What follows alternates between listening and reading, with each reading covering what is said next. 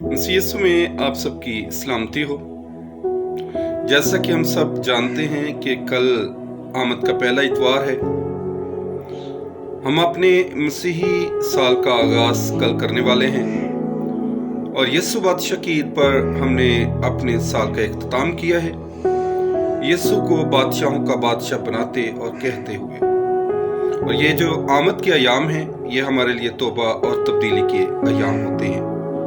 इन अयाम में हम ना सिर्फ दुनियावी तौर पर बल्कि हम रूहानी तौर पर भी अपने आप को तैयार करते हैं। दुनियावी तौर पर हम अपने खुदावंद यीशु मसीह की आमद, पहली आमद यानी जन्मदिन की तैयारी करते हैं, उसकी खुशियों को दोबाला करने के लिए एक दूसरे को तोहफे तोहाइफ देकर। और फिर चर्च में जो तैयारी की जाती है, चर्च को इन दिनों में पर्पल कलर यानी जामनी कलर से सजाया जाता है, मोमबत्तियां रोशन की जाती हैं। आमद की 4 मोमबत्तियां होती हैं और ये चारों मोमबत्तियां हमारे लिए कुछ पैगाम रखती हैं और ये पैगाम तौबा तब्दीली का है और ये पैगाम अपने आप को तैयार करने का है। कल जो हम पहली मोमबत्ती रोशन करेंगे वो जामनी कलर की होगी और ये पहली मोमबत्ती जो है ये नबूवत की मोमबत्ती है और इंतजार की मोमबत्ती है कि जिस तरह से लोगों ने निजात दहिंदा का इंतजार किया कि वो कब आएगा। इसी तरह से इन आमद के अयाम में हम आमद को मुख्तलिफ ज़ावियों के जरिए से समझ सकते हैं और कोशिश करते हैं। नंबर 1, आमद, इंतजार और उम्मीद के अयाम है। आमद के अयाम इंतजार और उम्मीद के हैं। ये ऐसे अयाम हैं जिनमें हम खुशी बेताबी से अपने निजात दहिंदा का इंतजार करते हैं।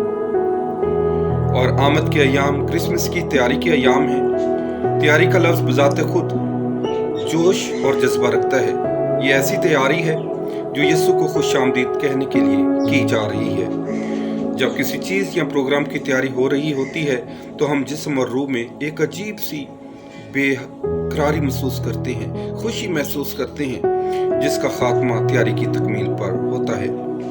आमद के अयाम तारीख के उस हैरत अंगेज वाक़या को खबर देते हैं जिसने इंसानी तारीख पर कभी ना मिटने वाले नक्काश छोड़े हैं। आमद के अयाम सबसे पहले वलादतुल मसीह की याद दहानी करवाते हैं और इसके साथ साथ ये अयाम हमें यीशु की दूसरी आमद यानी आमद सानी के बारे में भी हमें तैयार करते हैं, जो कि दुनिया के खात्मा पर होगी।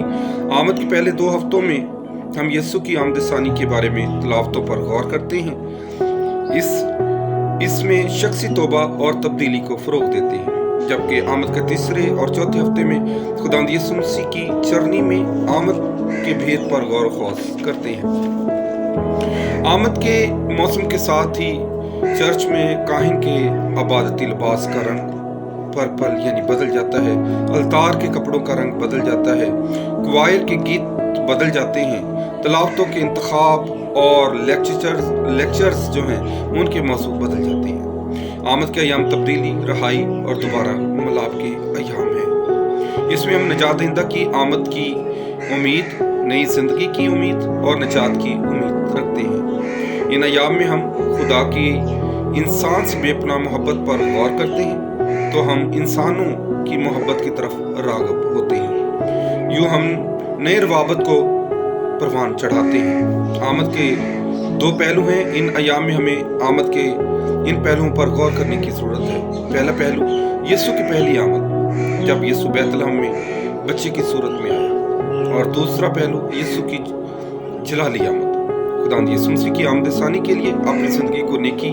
और मोहब्बत के कामों के ज़रिए से बेहतर बनाना है। ये आमद के अयाम हमें मोहब्बत अता करें। ये आमद के अयाम हमें कामल तैयारी की तरफ लेकर जाए कि वो बच्चा यीशु जिसके जन्मदिन की खुशियाँ मनाते हैं और दूसरी आमद की तैयारी करते हैं कि वो जब दोबारा आए तो वो हमें जागते और बेदार रहते हुए पाए और हम उसके तराजू में पूरा निकलें और उसके साथ बादशाहत कर सकें।